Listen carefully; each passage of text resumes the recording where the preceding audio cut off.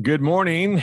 This is David Theus with the Small Business Patriot. We're coming to you again on Saturday morning at 9:07 real time, and it is March 5th. Can you believe it? March 5th, the first quarter is almost in the bag.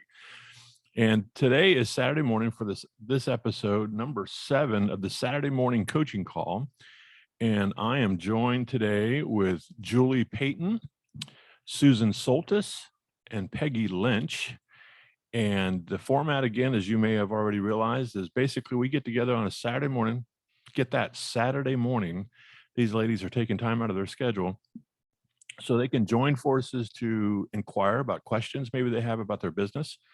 And I get to respond, but the most importantly, we get a somewhat of a peer advisement activity. So these ladies bring expertise in each of their own fields, and I get to learn from them. And hopefully I've got something good to say when we all wrap up on each topic, but it's a new format. We're starting, I think it's got legs, so we're going to keep going with this. So before the show, we wanted to determine who would go first. And we decided that Peggy Lynch might have the first question. So if you'll offer up your question, I'll listen carefully. And ladies, if you have a solution, take a note and maybe we'll get you to chime in as well. So Peggy, good morning. If you'll, first of all, tell us a little bit about, as you ask the question, tell us a little bit about yourself and what you do. Okay, I have a business called 21K Promotions, and it is promotional products used to build name recognition for any type of a business, club, organization, even individuals. So that's what we're about.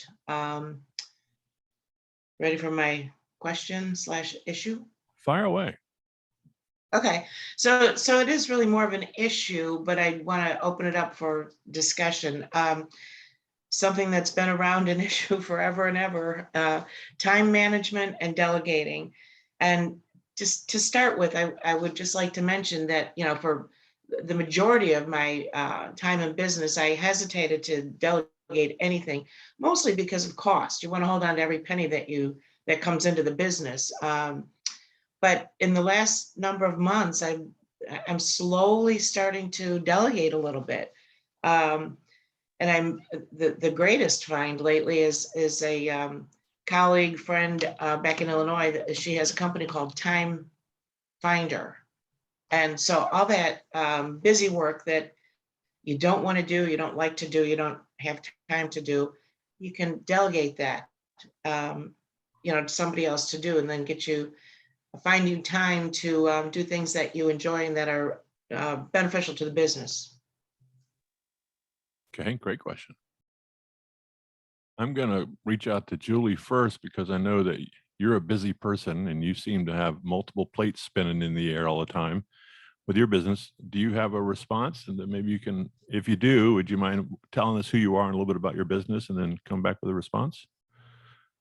Sure. I'm Julie Payton with First Florida Financial. I do residential mortgages in the state of Florida.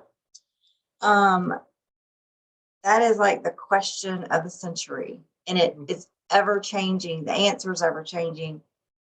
The biggest part is because most of us want to do everything ourselves because we trust ourselves. We know we're going to do it the way we want it.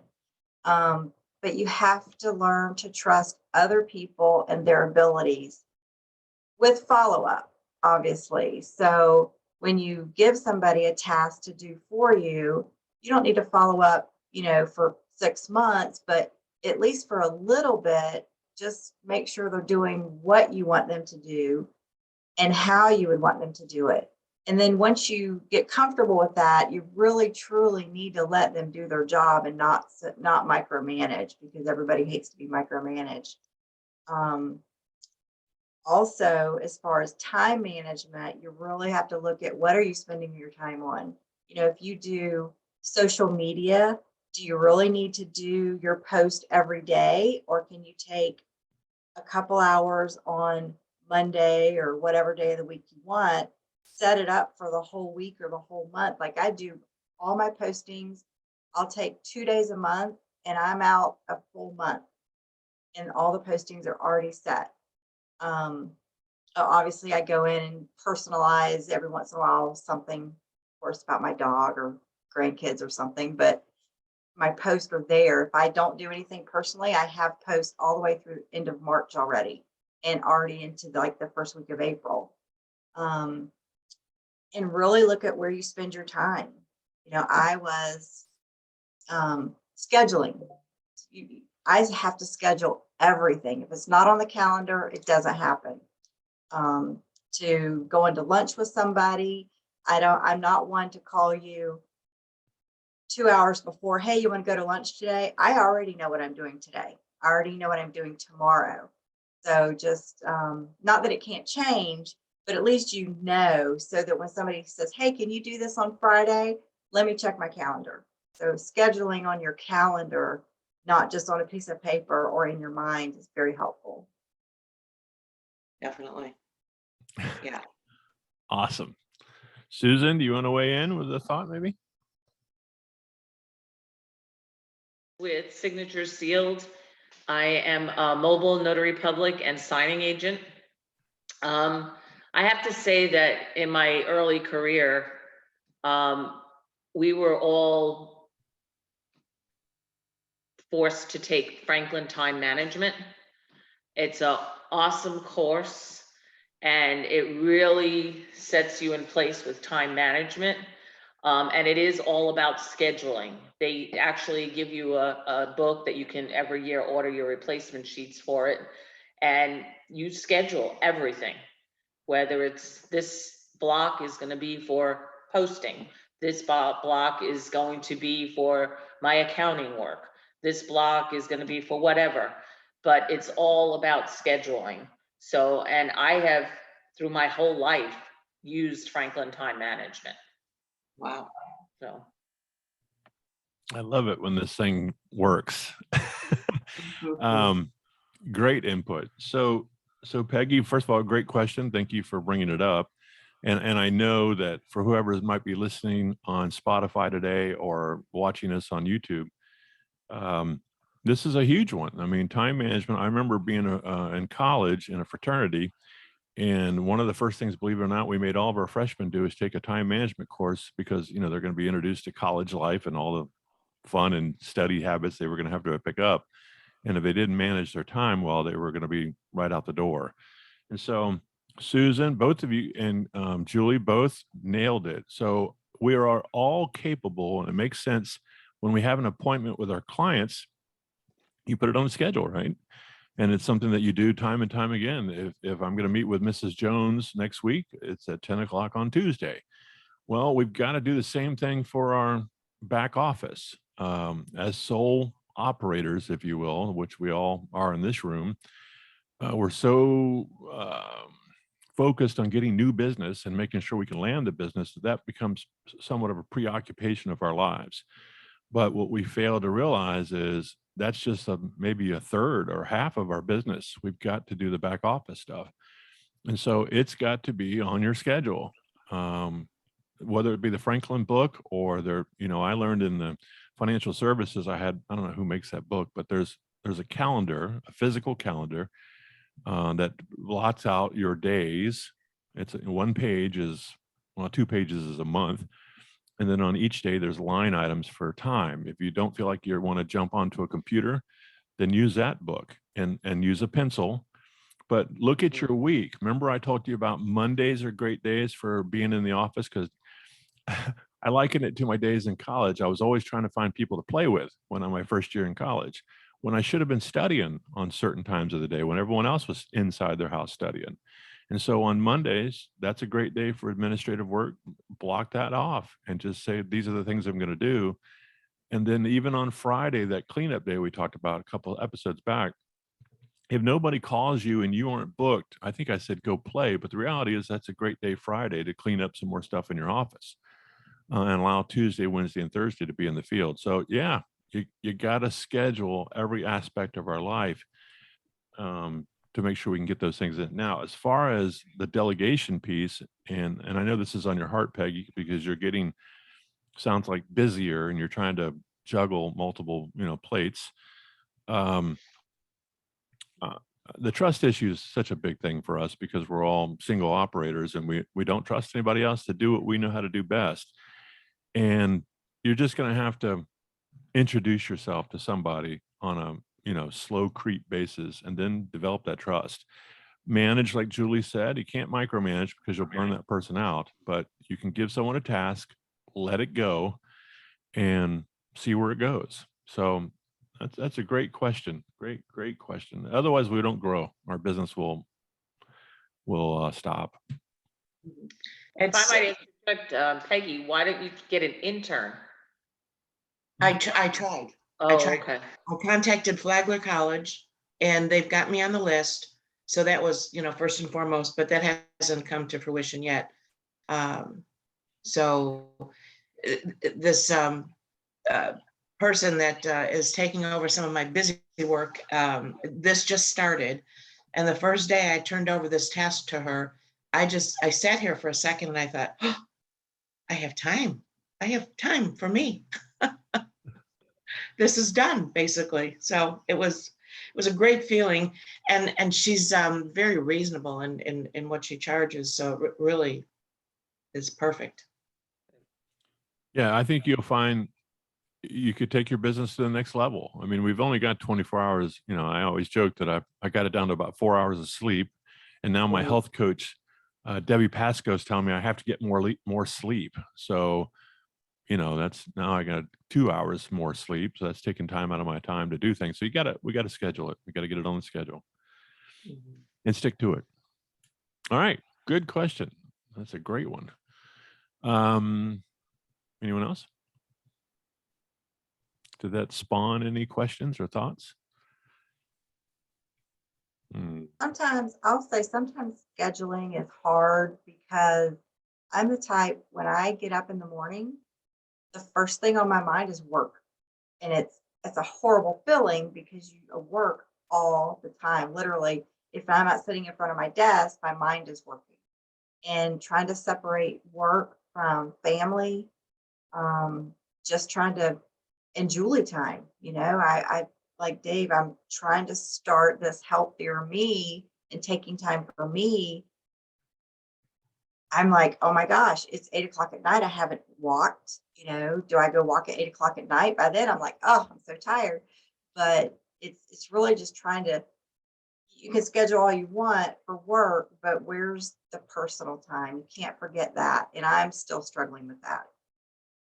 That I'll tell you what, that I think a lot of us do, and especially if you have an office in your home, because it's difficult to cut off, the work time, because you have to schedule for some playtime as well.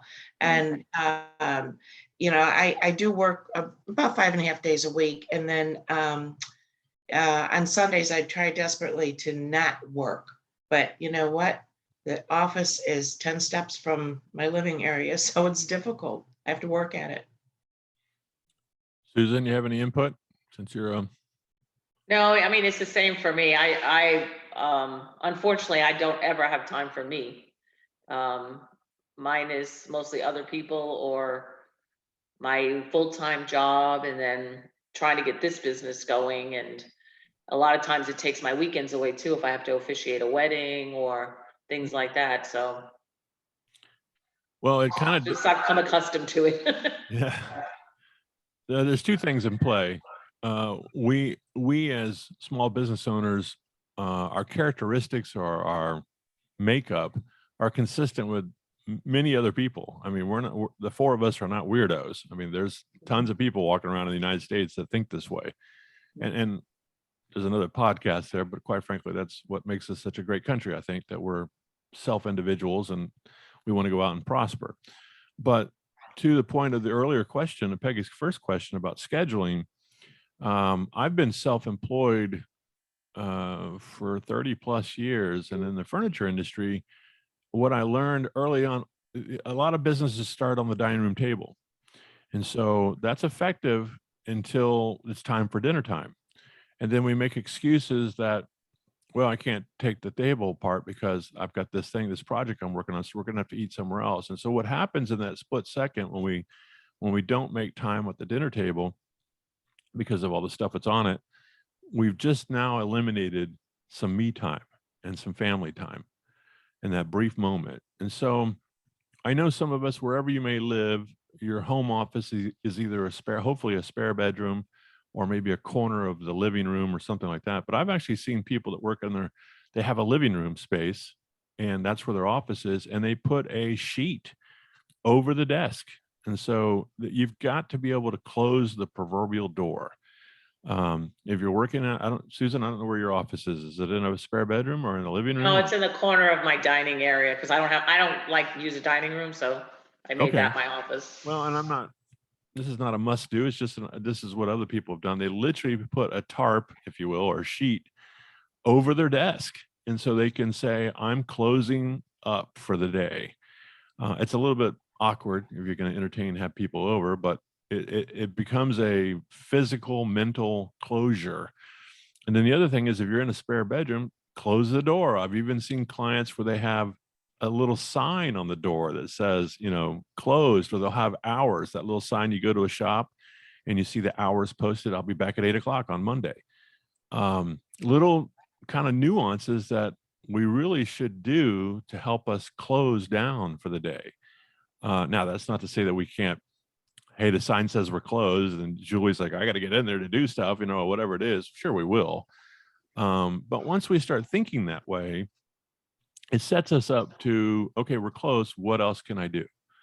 And then it's just another personal directive that we've got to, you know, Peggy, you've got to pick up the phone maybe and call your daughter and son-in-law and say, hey, listen, I've got this next weekend available. I'd love to hang out with you guys. Maybe I can babysit for you guys and you guys can go do something, or play golf with the ladies on Tuesday like you do, you know, whatever it is. But we've got to initiate that, just like we're willing to initiate our work. It's that old balance thing we've talked about before. I'm an advocate for work, but at the same time, if we don't have some form of balance in our lives, we're going to burn out. I definitely subscribe to David's idea of life-work balance, not work-life balance. I really do. And over the years, I never would take time like I am now to, you know, and I play golf late on a Tuesday afternoon once a week. And I'm developing friendships and business clients and everything else going on. Plus I'm, you know, having some Peggy time. So loving it. Yeah, even if she's just reading a book, you know, or curling up on the sofa to read a book or to watch a program that you haven't seen or something, we've got to turn it off. Here's I'll wrap this up with this conversation. We want to be the best we can for our customers, and when we do that, then we're the best we can for our business. And so, you know, we got to recharge the batteries. We can't run on half a tank or a quarter tank. We got to be on a full tank. Because we've got competitive nature out there. There's other people doing what we do, and they have full staffs, and you know, and the whole thing. So we've got to be charged and ready to go. Good stuff. All right. That's if for A-type personalities, maybe it's Saturday, and here, and on that note, here we are on Saturday morning doing this. So the good news is it's only scheduled for an hour, but we've been historically only taking 30 minutes. I think we're in this show for about 20 minutes so far, and there's no maximum limit. We can cut off anytime. Okay. Any thoughts that come to mind? It sounds like we're kind of coming to a stop, but I don't want to run somebody off. If you got something you want to bring up and it's on the frontal part of your brain, mention it. I would like to bring up like the scheduling part again. I know not so much this past year, but I'll go back to the previous year. I thought I needed to be in every single network group that was out there, or at least, you know, 5 to 10 of them. And then I was just spreading myself way too thin. It was like, okay, well, now when do I work? Because I'm always at a network group. So you have to be careful what you're scheduling, what you participate in. And, you know, sometimes you can schedule your schedule so tight, there isn't room for error. There isn't room for change. Or what if this meeting goes over 15 or 20 minutes and you've got 3 minutes until the next one starts? So balance is huge. And I'm still learning that. I still struggle with it. Ladies. Any thoughts? I have an answer. So Okay, David.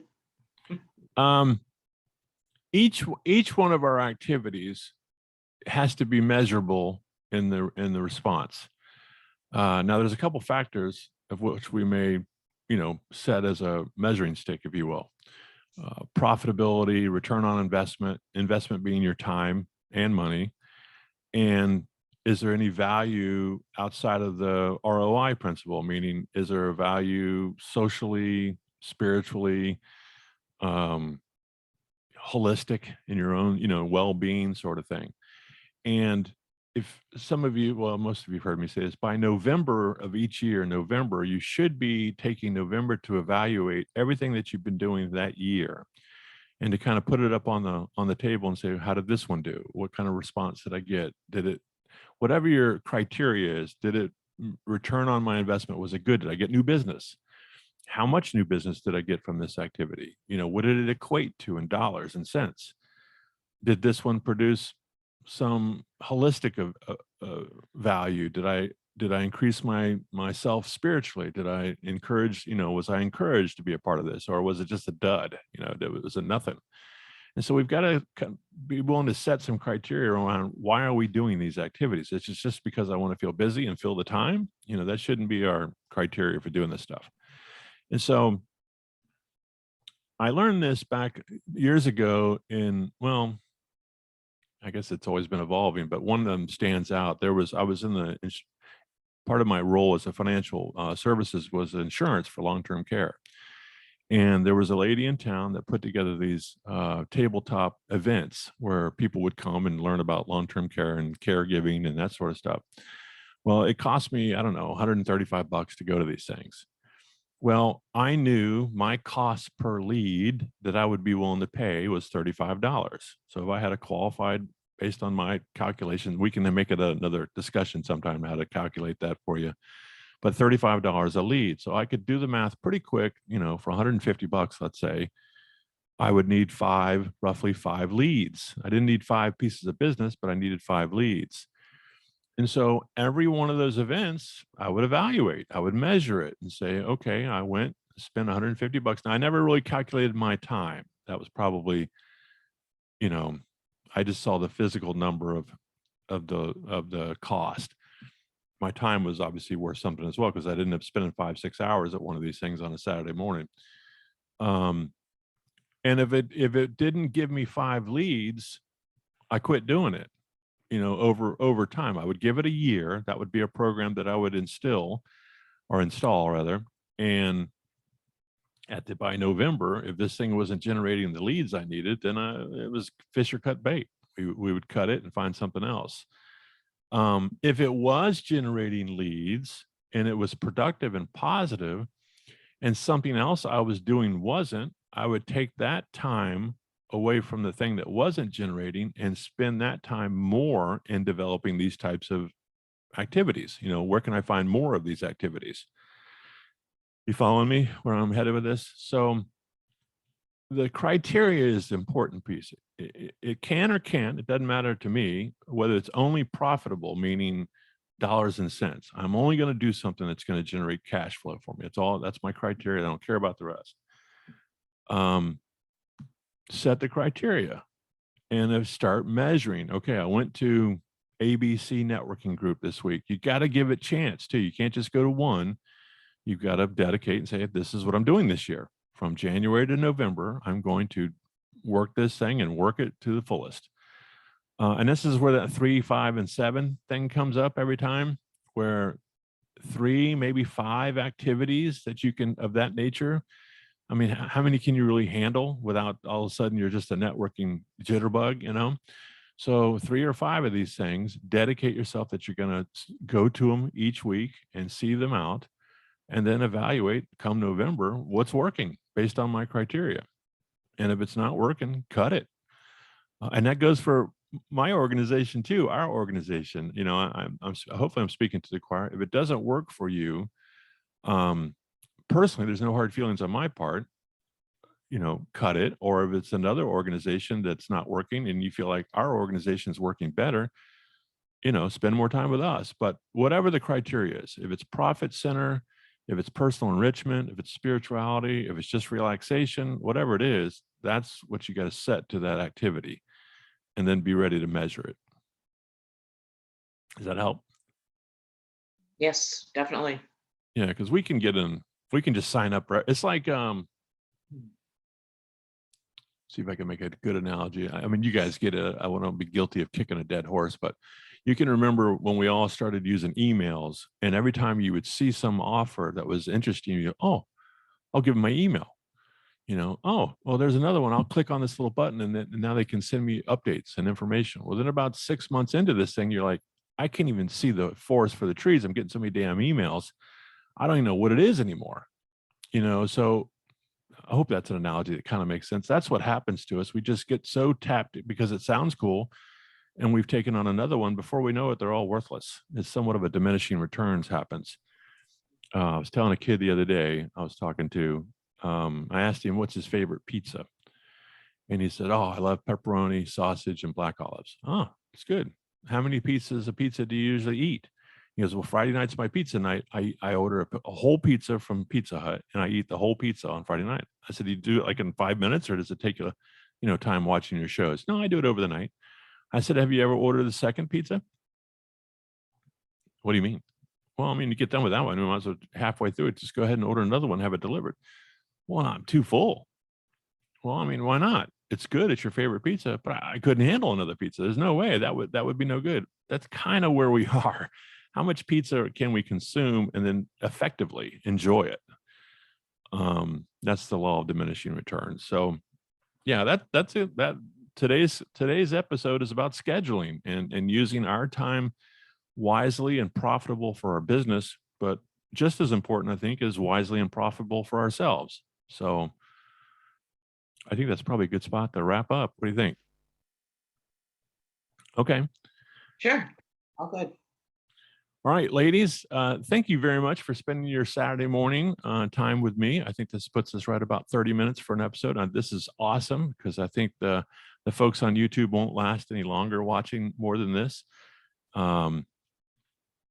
If you're listening to us on Spotify or anywhere else, you can pick up a podcast for the Small Business Patriot. This is the Saturday morning coaching call. And if you're, please share and like with a friend, or like and share with a friend. And if you're watching us here on YouTube this morning or in the replay, please give us the thumbs up if this makes sense to you and you've learned something.